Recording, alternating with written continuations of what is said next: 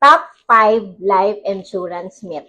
Number 1, I'm too young for life insurance. May advantage actually kung kumuha ka habang bata. The earlier you get it, the cheaper it is. Isa pa, mas malaking chance na ma-approve ka habang bata dahil wala ka pang mga sakit. Number 2, it's too expensive. Pang mayaman lang daw ang insurance. Maraming affordable options available gaya ng mga term plans, meron as low as mga 20 pesos per day or kung gusto mo, may investment na kasama.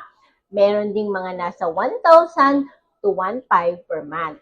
Depende sa factors like age and gender. Number 3, I don't need it if I'm single. Even if wala kang dependents ngayon, may final expenses ka pa rin na may iwan if you pass away. Sino mag-cover nun? Also, baka may mga plans ka rin to have your own family in the future.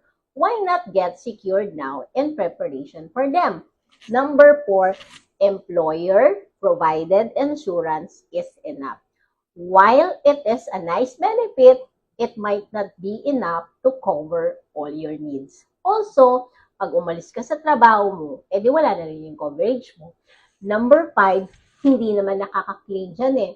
Basta po naging honest tayo during the application at naipasa lahat ng requirements ng tama, makaka-claim po tayo.